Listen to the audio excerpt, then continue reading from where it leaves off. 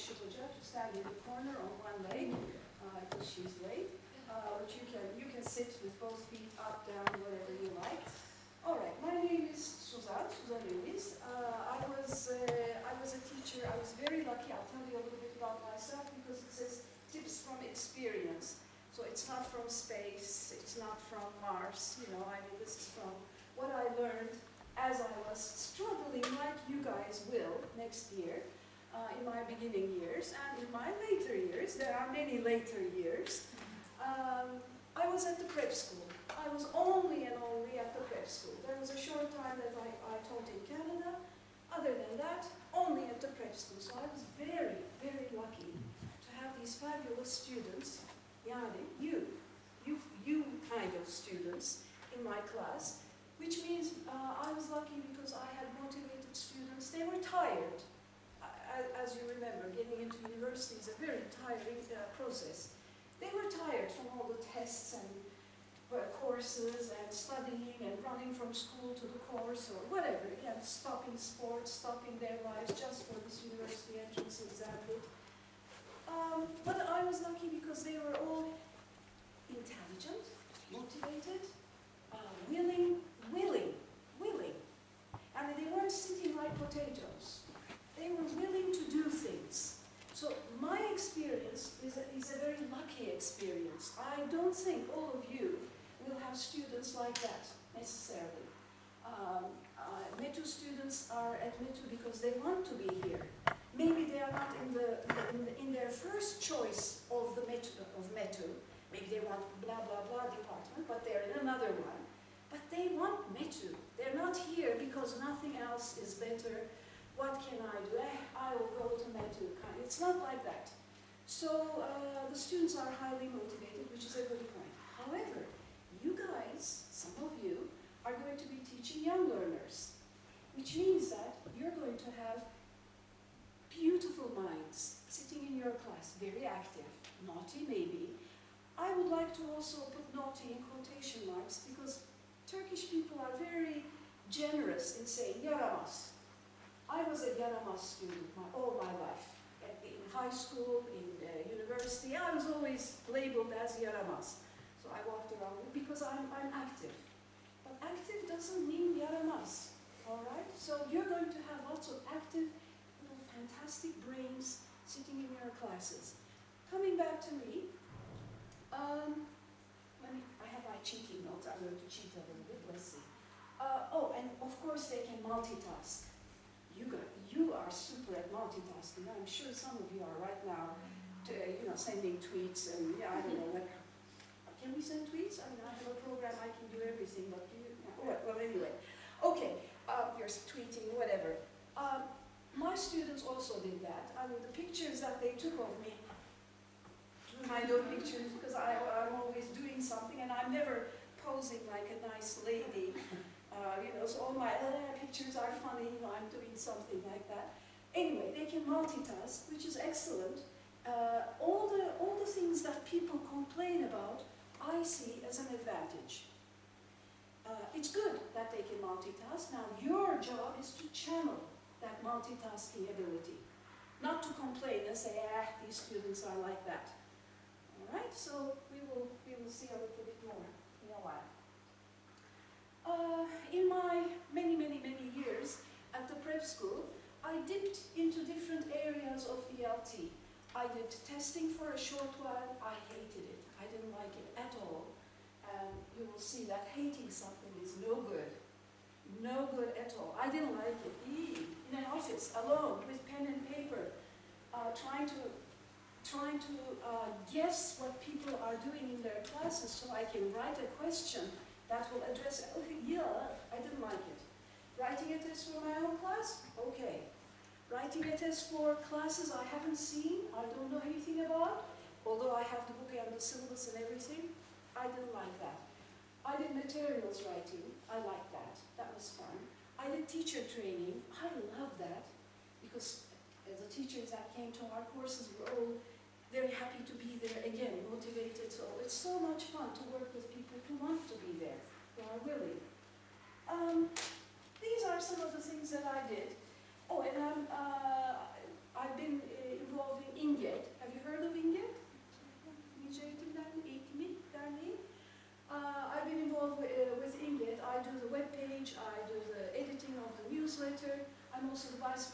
but that's not so important for me. I like the web page business. I learn lots of IT stuff from my son, from students, so that I can, update the page. It's not as updated as it should be, but not bad, Okay. Now, today's session is called Engaging All Learners, all or most of the time. Engaging students. That's a very important trick that you should be able to pull off. It's a trick. It requires planning and it requires practice and preparation. It just doesn't happen by chance. Okay, if you are a talk show host, if you are a talk show person, and you have all kinds of jokes up your sleeve, Cem Yılmaz, for example, okay, but I'm sure he prepares too. It doesn't just happen. All right, some things just happen because he's a funny guy, spontaneous things, but most of the jokes, most of the things he prepares. So we are going to look at engaging learners, which means how to get the learners involved in what's going on in the class. Now I said all of the time, most of the time. I think I should also do all learners or most learners. There is no guarantee. Don't expect me to produce a pill that you can swallow or, okay, in the corner, on one foot, you're late. No, joking. Come on in. This is a very strong statement, engaging all students all the time. Nothing happens like that, especially with people. People are unpredictable. Young learners, super unpredictable. So what we can do is like Nasrettin Hoca, with a spoonful of yogurt, just put the yogurt in and hope that you will get yogurt in the end. That's what I feel my role is as a teacher trainer, as a parent. I mean, you do all these things and then you have to just hope that things will go the way you are planning them, you planned for them to go. Okay, so I'll give you some tips. Take it or leave it. I hope you will take some of them and adapt them to your own lives when you start teaching. Before we go on, what I would like to do is, this side is a small group, but anyway, I will ask this side of the room, just quietly to yourself, and do you have pencil and paper? Just for notes, for yourself. I mean, you can write on your telephone if you like. Nobody's going to see it. It's for you. It's for you. This side of the room, can you think of one class or classes, courses, a teacher in whose lesson you were totally engaged? You were there, you loved it, it was a good class. Think of a class like that. What was happening? Why were you so engaged? Okay? Can you note down those things? Because we will, towards the end, we're going to look at those notes. And you people, unfortunately, will think about a teacher or a lesson or a course at least high school, right now, here at university, a hobby course, which was awful. You didn't get engaged. You couldn't get, you wanted to, but there, it was terrible. Okay, personally, find that course in your mind. I'm sure there is one such course from high school or from university. You want to sit there? I know. What was the teacher doing or not doing? And that's why. Can you take notes? Because you're going to use those notes. We won't have time again later on. So just write down a few things. 2 things, 3 things, whatever.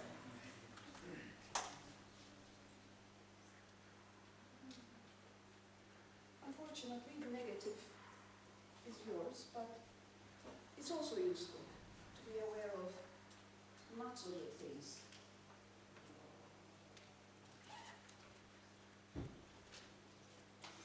What was happening? What was not happening, maybe?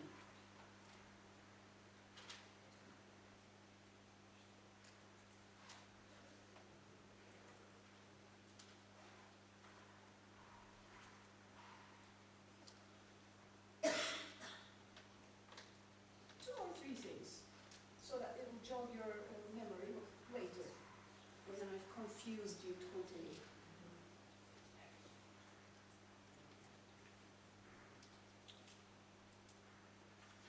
Okay?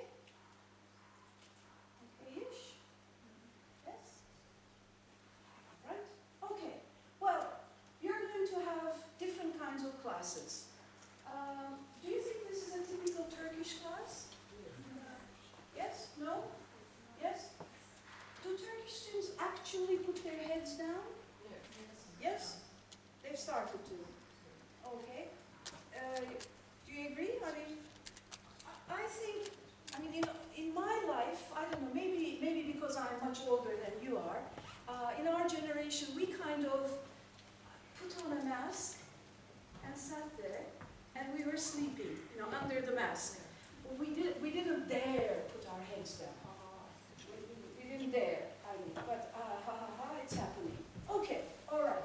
So this is not a terrible picture because at least 3 of them are up, vertical, and 1 is horizontal. Okay, all right, that can happen. You're also going to have little guys like this.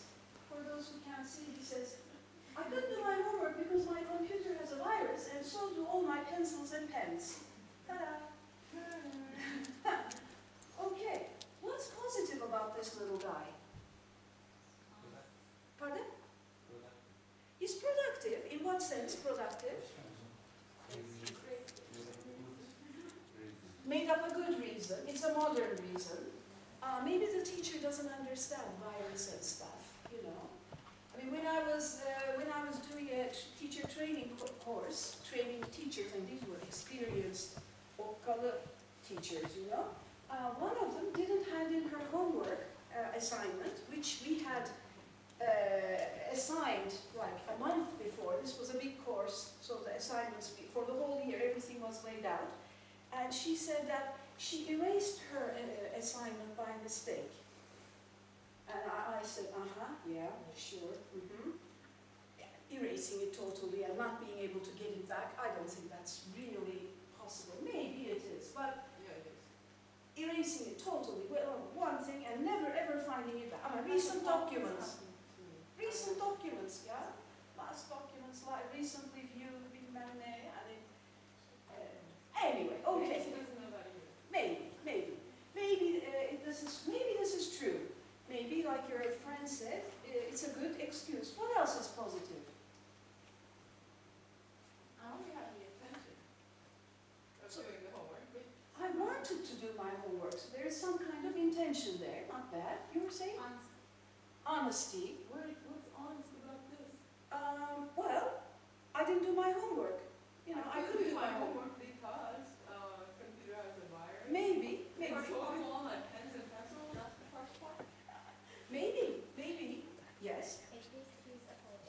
He's kind of apologizing very indirectly. However, I'm sure you studied speech acts. Yes? Austin's speech acts? A speech act is a verb, a very limited group of verbs where if you don't say the verb, the action doesn't happen. I can't yemin et without yemin etmek. I can't promise without using the word promise. If I say, okay, I'll do it, that's not a promise. I promise I will do it is a promise. All right, so these are speech acts. So apology, well, it's a sort of left-handed apology, maybe, but an apology occurs with, I'm sorry, teacher. But yes, I see what you can see there. True, that's true.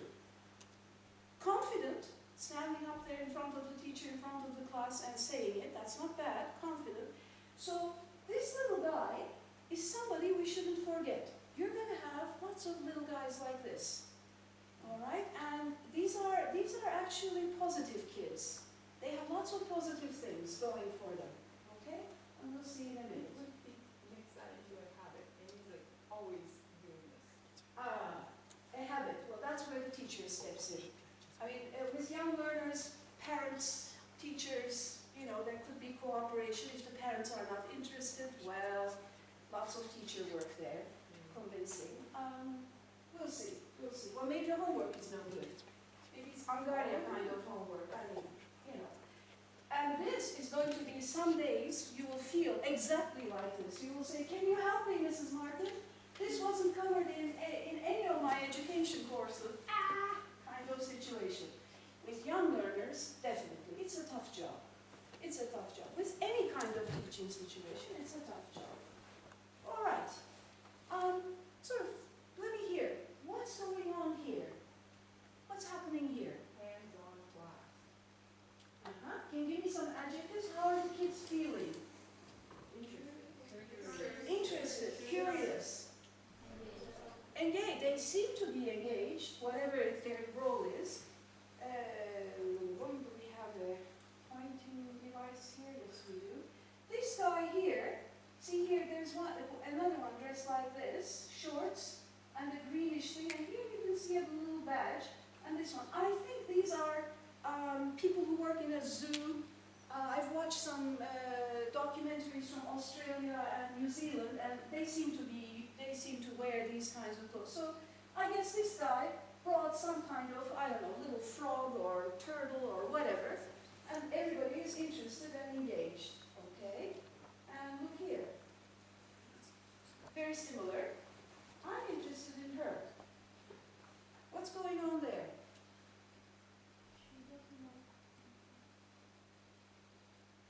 Can we go back just 1 minute? I forgot.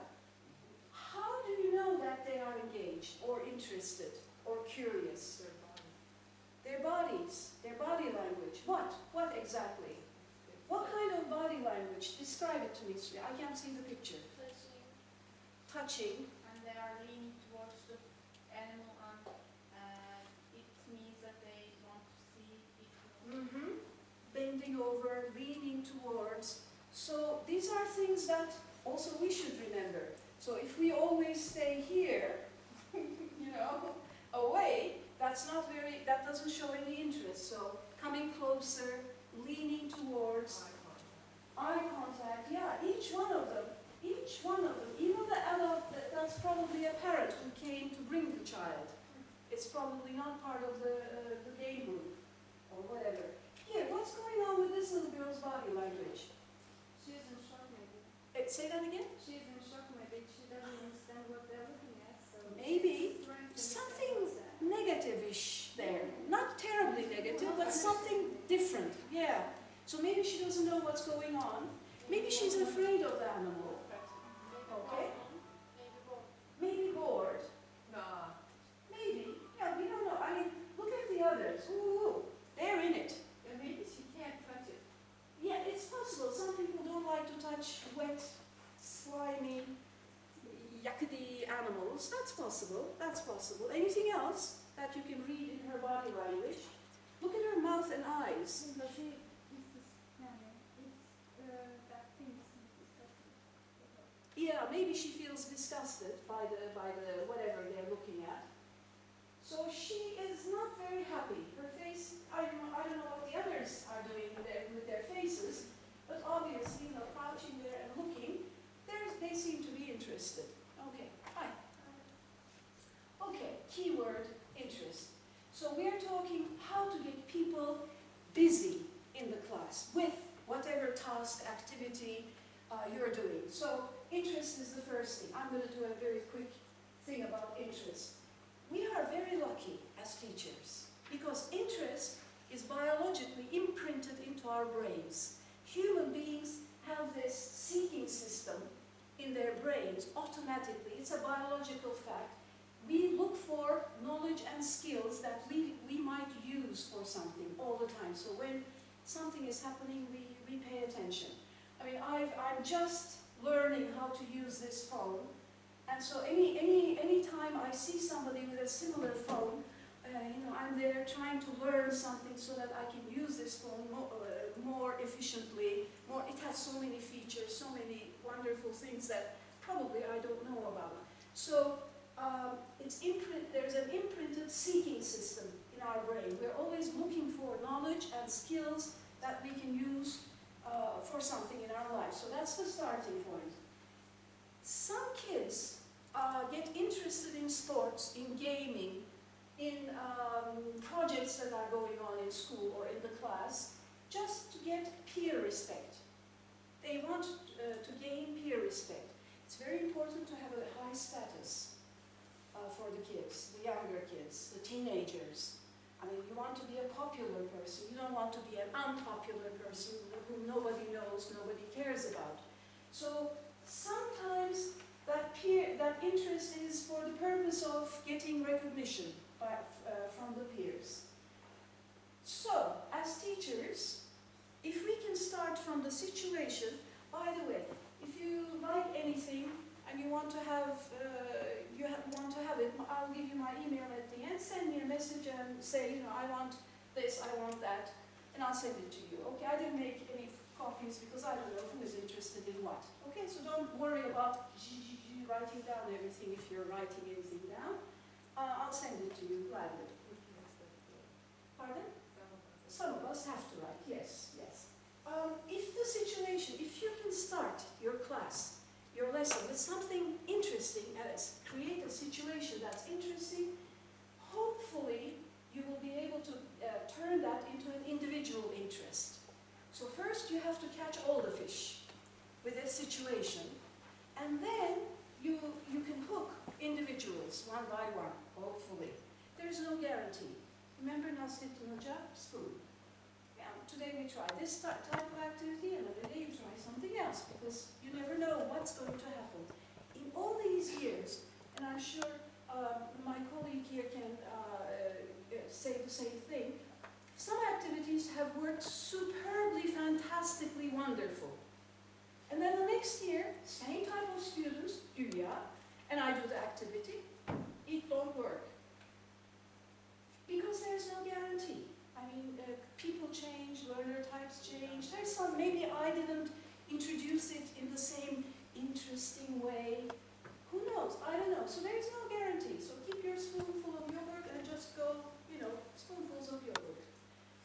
If there's that interest, there will be motivation, hopefully intrinsic, for the sake of doing it, for the sake of finishing it, not to get grades, to get good grades. Students will be interested, intrinsically motivated. This, of course, means there will be enjoyment. They will want a challenge. That was one of the things I enjoyed when I was teaching at the prep school, because I could challenge my students. They liked it. When there was a challenge, they did better. They wanted to show me that, we can do this kind of attitude. That's wonderful. Personal goal fulfillment. This is something that you know, you've read in books, but often teachers, I'm sure very few of your teachers have told you what the goal of that week is, what the goal of that activity is. If they have, they were good teachers. Many teachers know these things, but they don't share them with their students. So one of the things that should be shared with students is to tell them why you're doing what you're doing. In the prep school, because this is METU, a serious university, when I make my students play lots of games, some students are a little bit upset. And they didn't come here to play games, you know. They came here to get an education. But I have to spend some time, so I always spend time at the beginning of each semester, because we change classes each semester, explaining to them that language learning isn't like learning math, learning history, learning anything else. Learning a language is different. You know, you've taken language acquisition, language learning courses. You have maybe little sisters and brothers, and you can watch them, how they are learning the mother tongue even. You know, I mean, language is a weird subject. It's a weird thing to acquire, to learn. So if there are no games, if it is just, question A, B, C, D, which one? Question A, B, C, D, which one? Question true or false, you know, that's going to prepare good test takers, but it's not going to prepare them for life, for speaking, for interacting. Language is for interacting, so you can meet people, find out something about those people, flirt with people, I don't know, exchange ideas with people, joke with people. I mean, why do we use language? For social purposes and also for academic purposes, falan falan. But the main thing is for interaction And if you only do tests and test-like teaching, there's not much interaction in there. Okay, so with the motivation we have to be careful. It sometimes can be pretty superficial, not deep, not really rooted, but that's just something. Attention. When there's attention, they're alert, focused, and concentrated, and these are some things that get the students' attention. Can you add anything to that? Storytelling. Suspenseful storytelling. And you don't go on and you say, well, I will tell the rest of the story next lesson. Kind of situation. Or, you know how to keep them up there and then let them find the ending, or you give them the ending, or whatever. But this kind of, what will happen? I wonder what will happen kind of situation is very important in storytelling. My son, when he was in middle school, 2nd or 3rd grade, one Friday he came running from school and he said, we have to go to the bookstores, and Karanfil was the place to go at that time, you know, Dostoevsky and whatever. So we went from store to store because he didn't know the name of the author, he didn't know the name of the book, he didn't remember the name of the story. It was just Yılan Değnekli something. But the Turkish teacher, had started reading this story in class and then had stopped.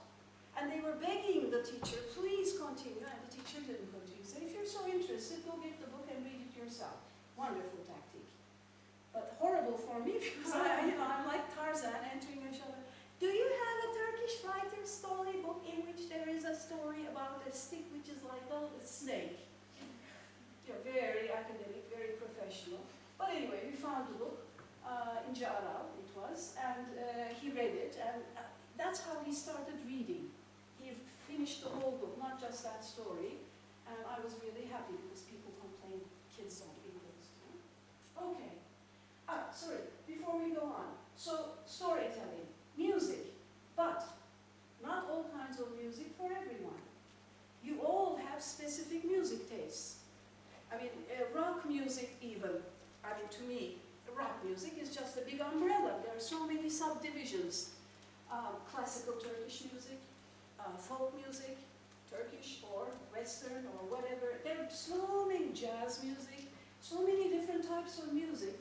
So we have to be careful. We'll see how. Movement and animation. So if you're moving, that's good, but you want them to move too. But not all of them will want to. We'll see how we can get around that. And colors, with young learners especially, they love colors, anything colorful. Now not black and white. This will give you engagement, and then hopefully there will be more interest at the end of this, and more motivation, etc., etc. This is theory. This is theory, this is blah, blah, blah, this is good. You need to know this, but really, a caring teacher.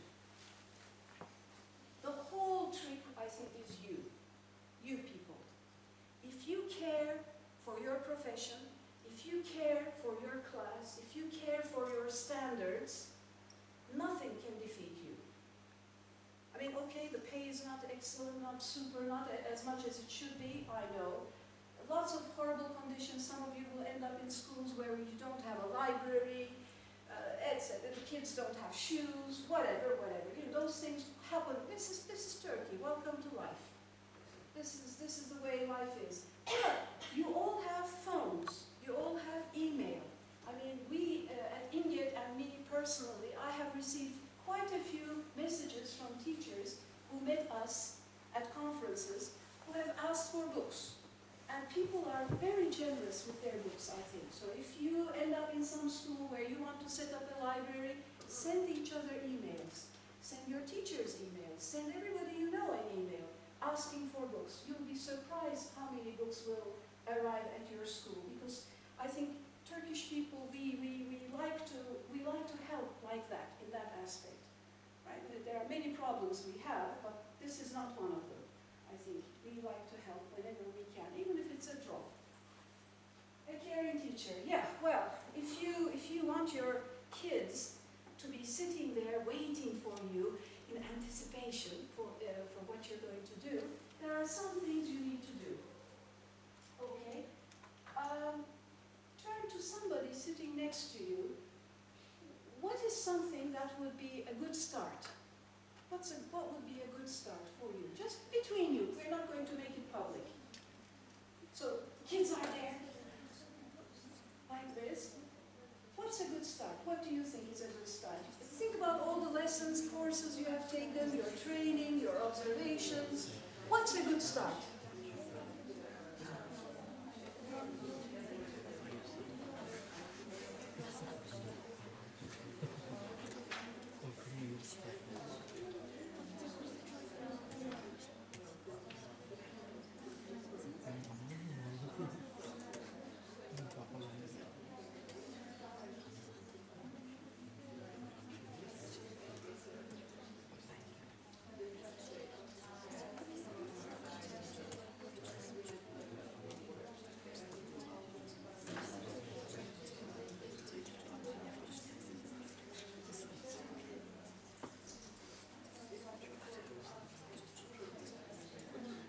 Okay, let's go into what I want to suggest, because I want you to leave from here with some ideas concrete things you can do.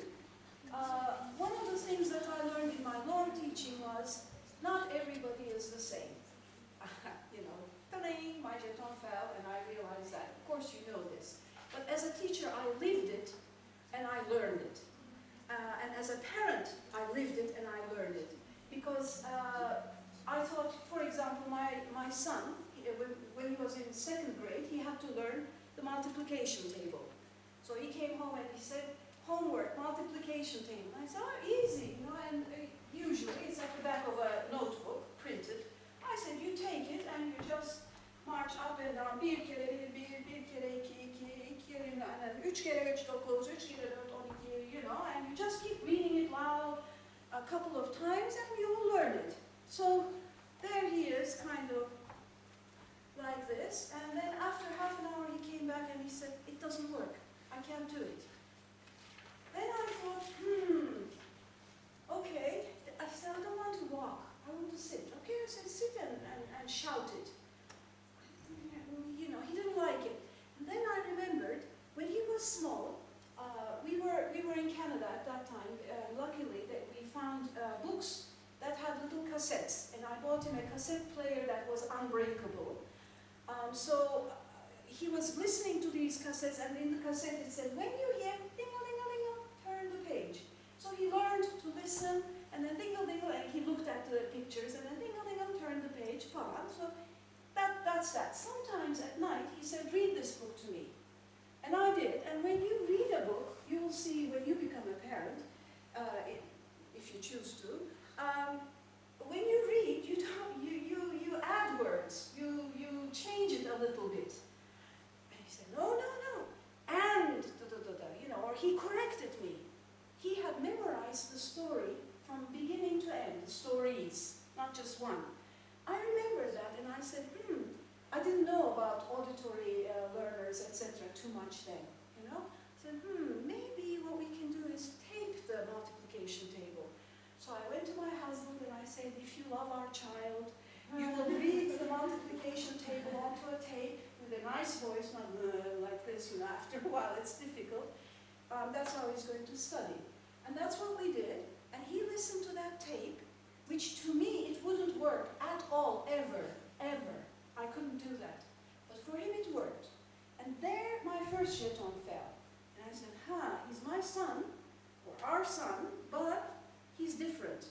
And the same in class. So teachers teach the way they think is the best. Some of the students will be happy, because they are like you. But some others will not be happy. If you have a kibar set of students, they will sit there like that, and inside they will say, they will not be happy and they will not learn. So don't trust what you see. Okay, that's just something. It might be true. It's not completely. Okay, so come on. What happened? Hey, doesn't go forward, doesn't go back.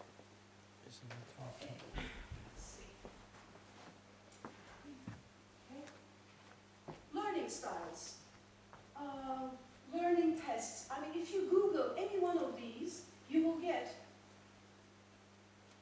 doesn't seem to work. If you Google any one of these, you will get many, many, many, many links. I'm sure you studied this. Did you have a course on learning styles, learning strategies? Do you have any tests that you can use in your classes? Okay. When you Google this, you will get lots and lots of links. Quite a few. Okay. Let me see what I have. Okay. Quite a few free tests. Now, none of these tests is really super scientific. They're good tests, but they're not 100% scientific. If you want something scientific, you have to pay for it. And if you're in a large institution, maybe the department, the library, whatever, they will buy such a test and apply it to all the students. What I'm talking about is getting a rough feeling at least. It's better than knowing nothing. It's better than taking a whole year to discover what kind of students are sitting in your class. So giving some of these tests can be helpful. I will show you in a minute. I have a page which I have because I'm an Ingate web person. I don't have time to do anything. It's a Bayat web page. But if you go there, it's at Metro. It's Suzan Oni because I got my email address at Oni. I was one of the first people at this university to get an email. I could have been Suzan at Metro. The lady there who was giving out the things said, adınız soyadınız. So I wrote my name and last name, Öniz. She said, only 8 letters are allowed. She took out the Z and gave me Suzan Oni Metro Editor. Later I thought, I should have said, no, Suzan, just Suzan. But anyway, that's why Suzan Oni, like that. That's my page. If you go there, it starts off like this. This is the top. Go down, down, down, and you will see 4 learners. And right here, which you can't see right now, it says info and tests. Go to that little link, and you will get to a page where you can see 4 learning styles inventories. I found these very useful. I don't give all 4 of them to the same class, but I choose. For instance, the first one is the hemispheric dominance inventory. Are you familiar with this? I like the subdivisions, linear versus holistic processing. And if you give this test, you discover what goes on in their minds, what kind of processors are they. Linear versus holistic, sequential versus random, symbolic versus concrete. Some people are very concrete they think concretely. And if it's very symbolic and abstract, they're lost. So it's good to know how many of them you have in your class. Logical versus intuitive.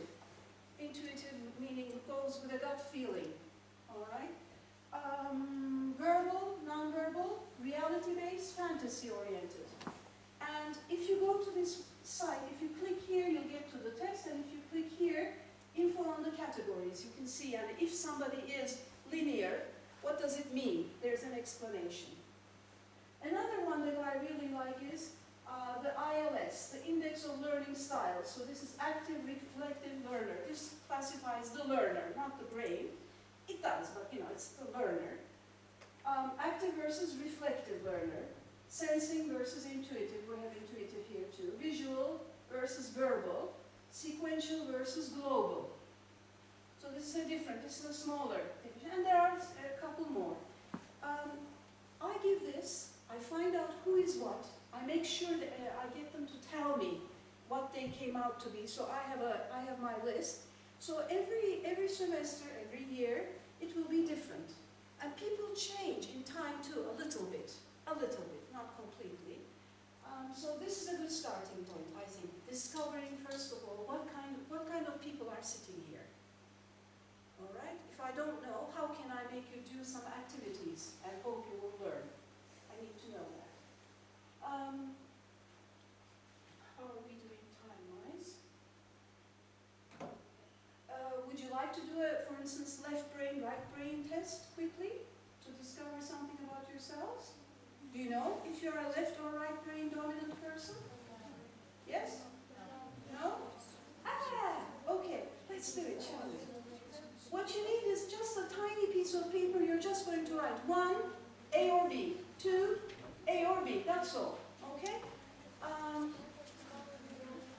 I have 8 questions, so 1, 2, 3, 4, 5, 6, 7, 8, and you'll just write A or B.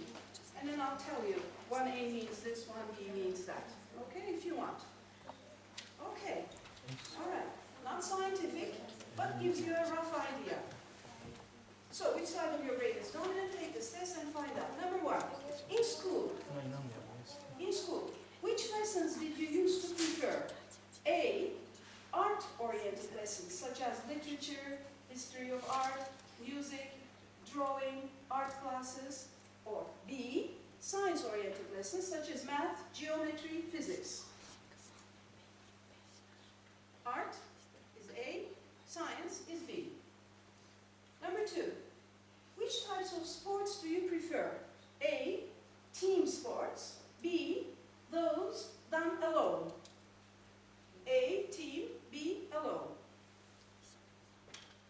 Number 3, how frequently can you remember what you dreamed vividly?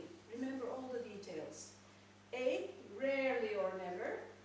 B, very often. So remember a dream like a film. You know? A, rarely or never. B, very often. Number 4, how much do you use your hands and arms while talking? Okay. A, a lot. It's B. B, very little. Your arms and hands a lot. A, very a lot. B, very little. Number 5. Okay. Do this. Clasp, it's called clasping your hands, okay? Clasp your hands. And which thumb is on top? A, left, B, right. If your right thumb is out at the top, it's B. If your left thumb is at the top, it's A. Okay? Now, whenever you say to people, don't but tell me, yeah, this is a question like this, so please don't, okay? Don't do the don't thing, and don't. Without looking at your watch, try to guess the right time. Don't look at your watches. What time is it? Okay? Now look at your watches, or I'll look at mine and I'll tell you. It's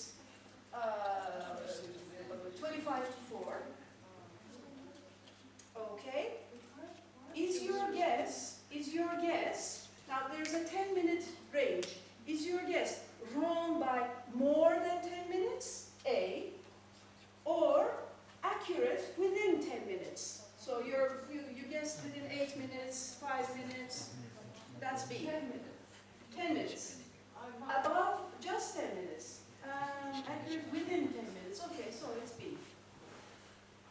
Which do you remember better? A, names, B, faces. And this is a crazy one. Use a pen. Okay, you need a pen for this. Let me read it first and then you can go like that, okay? The thing is this. Hold up a pencil, parallel, now find some kind of vertical line. See, we have some vertical lines here, there, over there. So find a vertical line and line up your pencil there. Close your left eye only. And then close your right eye only. How much did the pen move? So with one, it seems for some people, when you do this, the pen is there. When you do this, it moves to the right. Okay? So, in which position did the pencil or pen move the least?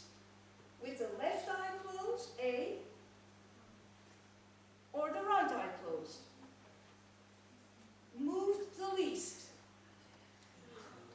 The least, not the most.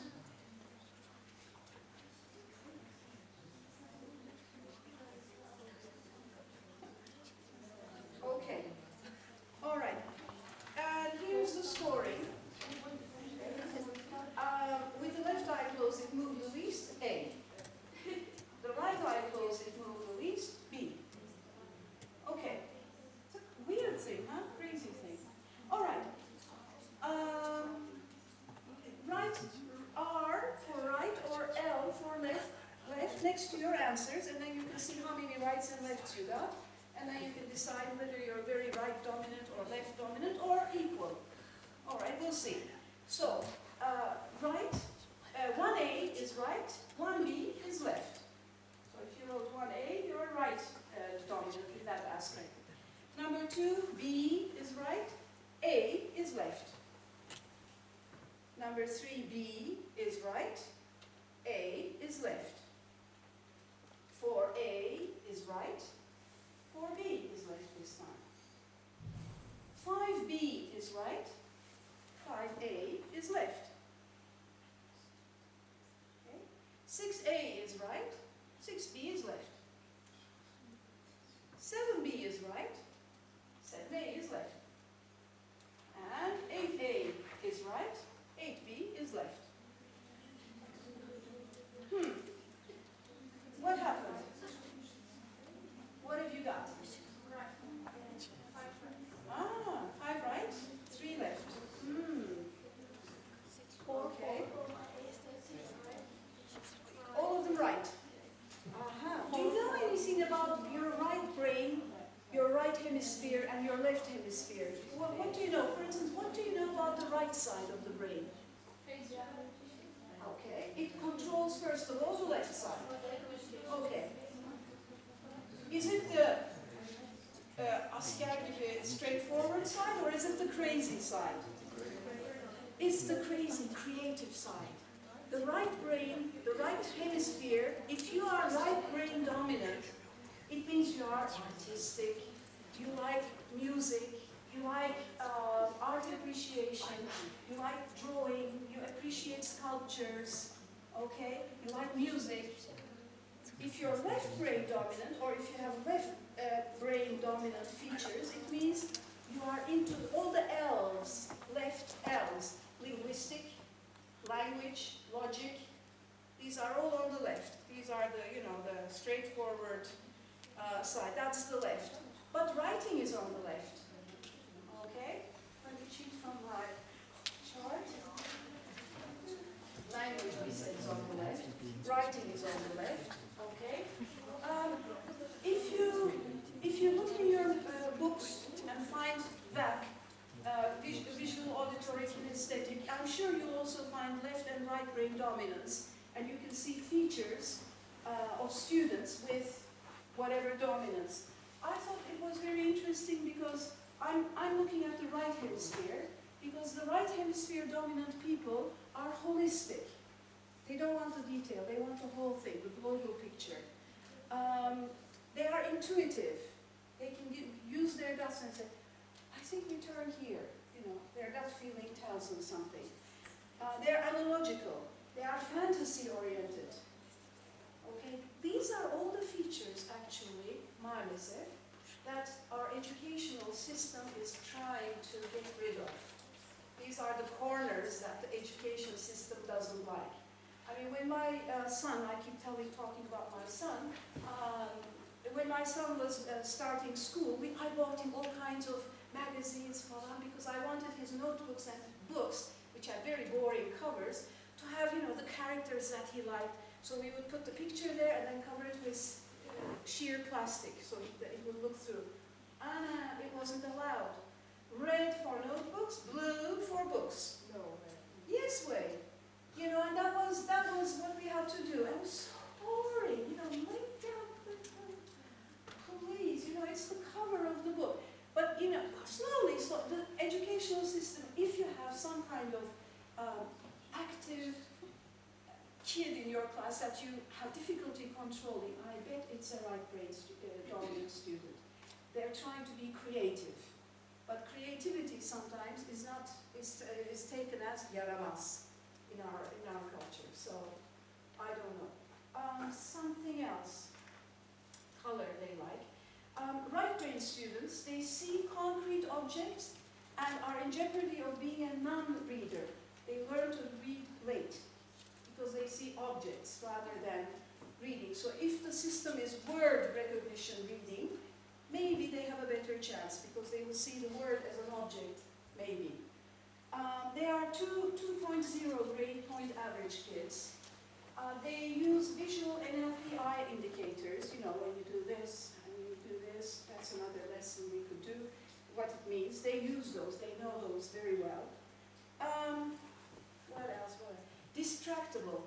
So anything, a bird comes by the window, flies, they're looking at the bird, not at the teacher. So it's not you, it's them. That's how they are. Self-entertainment is high, which means they don't need friends. They can be alone and they can be perfectly happy. Right? It's okay, you can escape. That's fine. We'll make you stand in the corner next time. Okay. Loves self-selected assignments that involve creativity. This is a lesson to teachers. Give your students choice. Don't just say, page 67, exercise 3. Everybody do that. Give them a choice. Give them a choice to maybe create an activity themselves as homework, or give them at least choice. Give this one or that one. Okay, lots of other possibilities there, but our time is limited. Okay, where's my thingy? Here. So remember, you were thinking, unfortunately, you people, some of you are latecomers. This group was the good one. You were thinking about good things, a good lesson, a memorable lesson where you were engaged in the lesson and you took some notes. The ladies, I think, came late and didn't do that. Could the gentlemen tell the ladies what they noted down? And you can maybe pair up like this so that you know what's going on. Yanni, share a little bit with your partner. You had the negative, honey, a horrible class, you couldn't get engaged. What was the teacher doing or not doing? Can you just cheat from each other and see if you have the same kind of situation? And the young man in the back, if you want to come and sit near somebody, you don't have to, but it's nice to talk.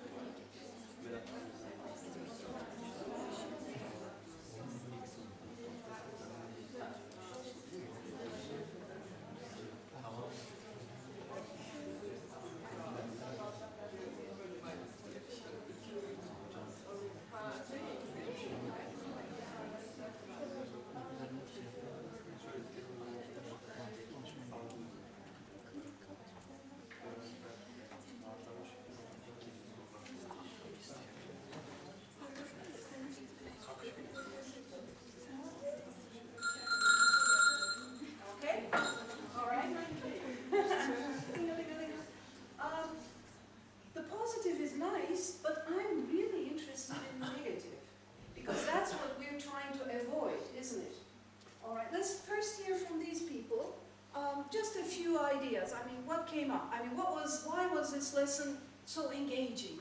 What made you participate, want to be there? What was it? You know, anyone? Students are easily grabbing what I said to them. Ah, okay. Students can understand what's going on. Yeah. Okay. How do you know they understand?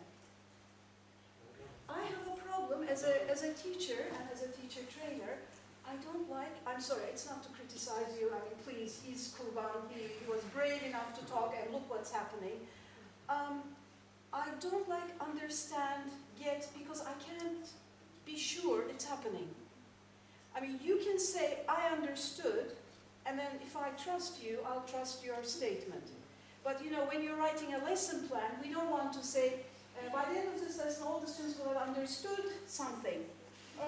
Okay, fine, yeah, inshallah. But how do we know it happened? Because we also want to be able to see the result. Okay, and we don't want to wait till the whatever test that's coming in 3 weeks. Okay, so you got what was going on. Okay, what else? What else? I said it's our instructor's caring attitude towards us. What was caring? For example, give me an example of caring. During the lesson, whatever we say, whether it is absurd or logical, the teacher, instructor stops immediately and listens to us and then answers us. Okay.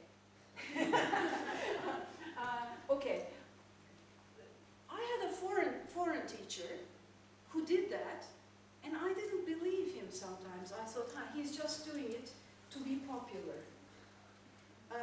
So your teacher did it in a very sincere way But this is net. at Metu. Yes. Ah, good for Metu. Good, that's good to hear. Yes? Everyone had a chance to speak in class.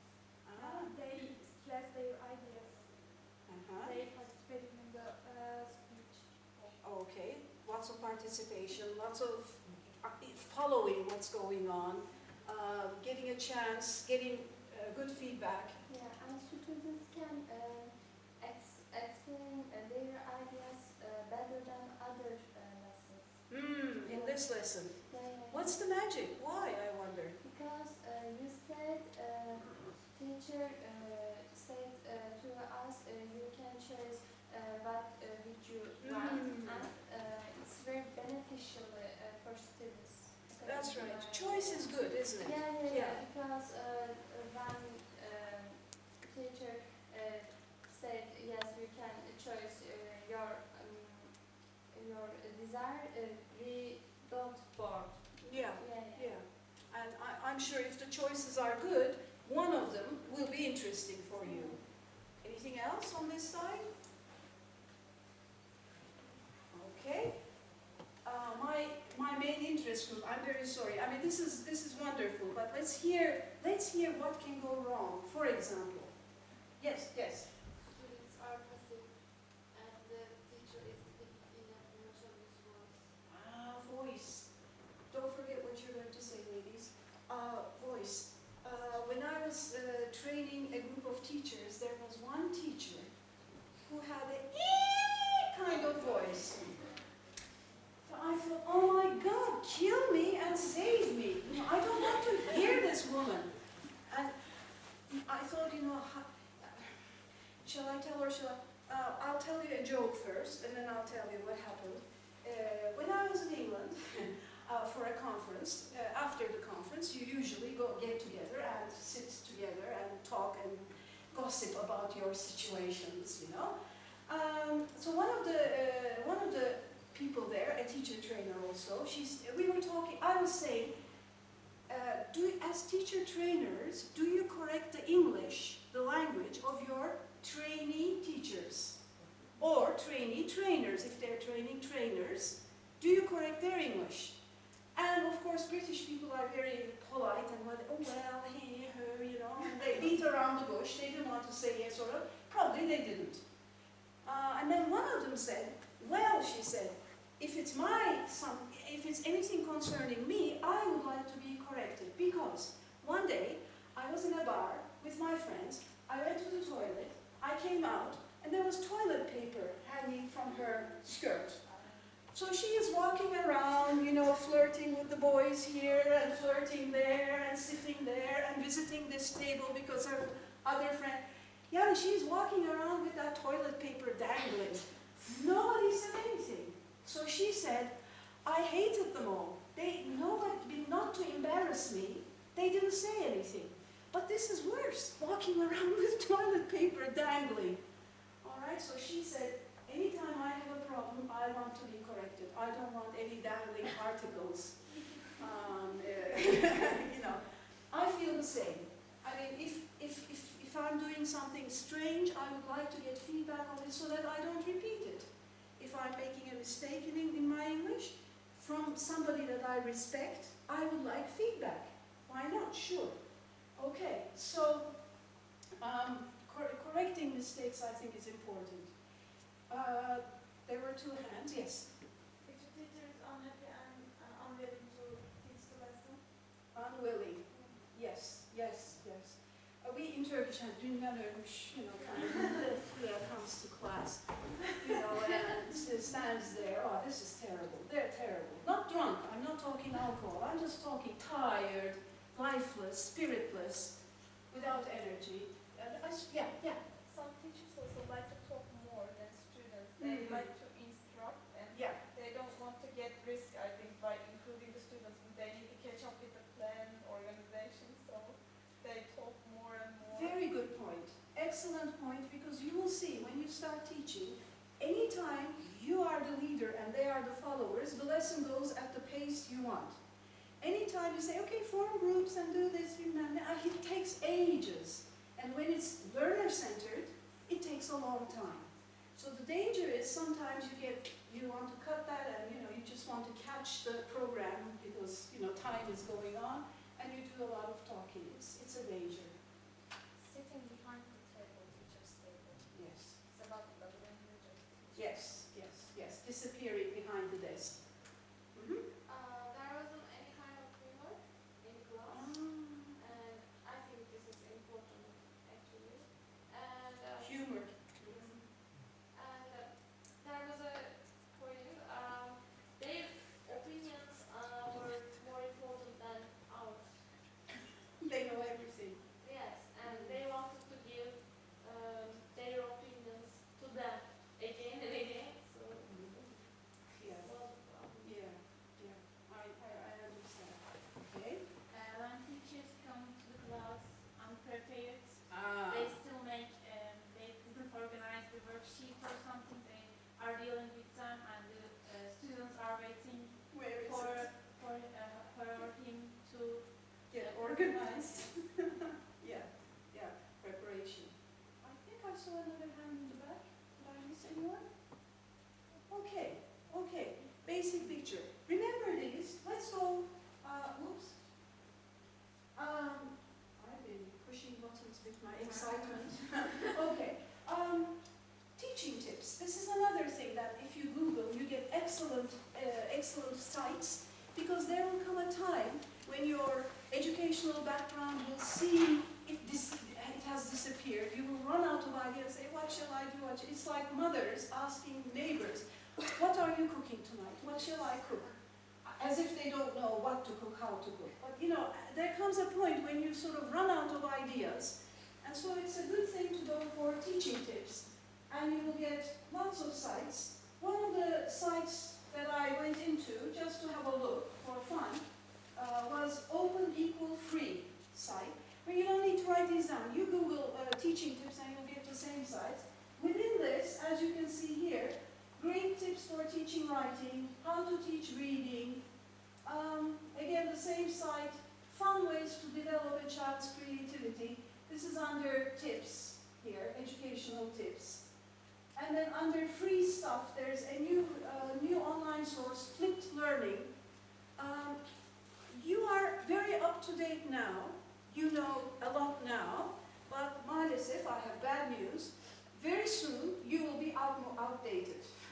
What you know will, because there are new generations coming, new people writing new books, people coming up with new ideas, new technologies, new ways to use old technology or new and you will have to be on the ball all the time and try to see